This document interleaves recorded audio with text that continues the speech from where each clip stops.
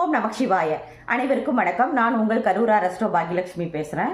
இன்றைய காலகட்டத்தில் ஒரு வீடு வாகனம் அப்படிங்கிறதுலாம் பெரிய ஒரு லட்சியமாகவே ஆயிடுச்சு. கண்டிப்பாக நான் வீடு வாங்கிட்டு தான் நான் கல்யாணம் பண்ணுவேன், வாகனம் வாங்கிட்டு தான் நான் கல்யாணம் பண்ணுவேன், கார் இல்லாமல் என்னால் கல்யாணம் பண்ண முடியாது அப்படின்னு நிறைய பேர் ஒரு குறிக்கோளோடு இருக்கிறத நம்ம பார்க்க முடியுது. இந்த காலகட்டத்தில் அப்படி நிறைய பேர் இருக்காங்க. ஆனால் அவங்க எவ்வளோதான் முயற்சி பண்ணாலும் அவங்களுக்கு அது நடக்கவே நடக்காது. கடைசியில் வெறுத்து போய் என்ன பண்ணுவாங்க, ஜாதகத்தை தூக்கிட்டு வந்து ஜோசியர்கிட்ட காமிப்பாங்க. நான் வீடு வாகனம்லாம் வாங்கினதுக்கப்புறம் தான் கல்யாணம் பண்ணணும்னு இருக்கேன், ஆனால் அமையவே மாட்டேங்குது, அந்த அமைப்பு எனக்கு இருக்கா இல்லையா கொஞ்சம் பார்த்து சொல்லுங்க அப்படின்னு சொல்லி வந்து கேட்பாங்க.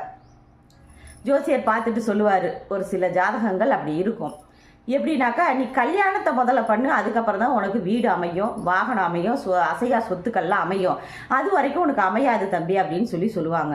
அப்போ இந்த அமைப்பு ஜாதக ரீதியாக எந்த ஒரு காம்பினேஷனை சொல்லுது அப்படின்னு பார்த்தீங்கன்னாக்கா, திருமணம் அப்படிங்கிறது 7ஆம் பாவகம், 4ஆம் பாவகம் அப்படிங்கிறது தான் வீடு வாகனங்கள் அசையும் அசையா சொத்துக்களை குறிக்கக்கூடியது. 4ஆம் பாவத்தை தான் நம்ம சொல்கிறோம்.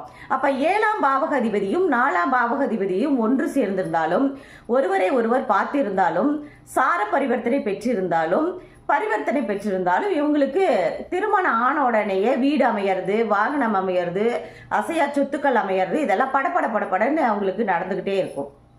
இந்த காம்பினேஷன் பாருங்க, யாருக்கெல்லாம் இருக்கோ அவங்களுக்கு இந்த அமைப்பு கண்டிப்பாக இருக்கும்.